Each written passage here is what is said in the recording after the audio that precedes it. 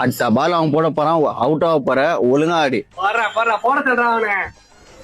காலை 10 மணி. மச்சான் நான் சொன்ன இப்படி நிக்கிறதுக்கு காரணமே அவன் தான்டா. டேய் உனக்கு கெடுத்ததே அவன் தான்டா. கேவலமா இருக்குடா. இன்னைக்கு உன் லைஃப் கெடி எல்லாமே காலிடா.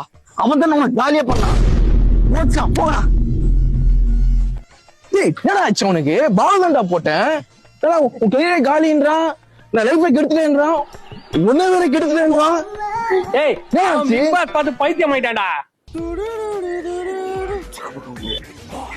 ஒரு தோசை கேட்டு சுட்டு கொடுமா. உனக்கு அவங்களே தோசை, இதோட 15 தோசை ஆச்சு. மதியம் 2 மணி. பிக் பாஸ், அவங்க நான் வந்து ஓட் பண்றேன். இந்த வீட்டுல வாழ்றதுக்கு அவங்களுக்கு தகுதியே இல்லை. ஸோ அதனால அவங்க வீட்டை விட்டு வெளியே போனோம். பிக் பாஸ், ஒரு தோசை தான் கேட்டேன், ஒன்னு கேட்டாலும் தர மாட்டாங்க. அவங்க வீட்டுல இருக்கு தகுதியே இல்லை. நான் நாமினேட் பண்றேன். என்னடா வேலை இவ்வளவு தப்பு பண்ணி வச்சிருக்க? மாலை 4 மணி. டேய் மச்சான், கிளைண்டர் எல்லாம் பண்ணி வச்சிருக்கடா. இது கிளைண்டரா? Red card கொடுத்துருவாங்களா? அப்போ ஆபீஸ் ஃபேம் எல்லாம் போயிடுச்சா? கெரியர் காலியா? அப்போ சப்போர்ட் பண்ணவங்களாம் ரெட் கார்டு எனக்கு கொடுத்துட்டாங்களா? அவ்வளவுதானே, என் லைஃப் எல்லாம் முடிச்சு போச்சா? ஐயோ கடவுளே, என்ன பண்ண போறேன் தெரியல எனக்கு.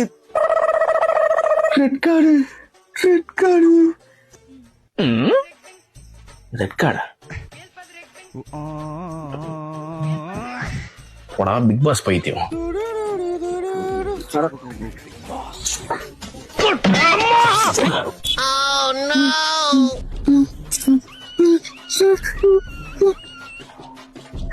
என்னடா ஆச்சு? பேனிக் அட்டாக் ஆமாண்டா. தூங்குறான். ஆல்ரெடி சொன்னல, அவனே பிக் பாஸ் பார்த்து அதே மாதிரி ஆயிட்டான்டா. அச்சு எழுப்ப அவனை.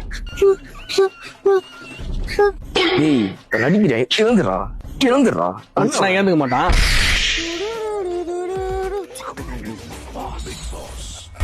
I'll be watching.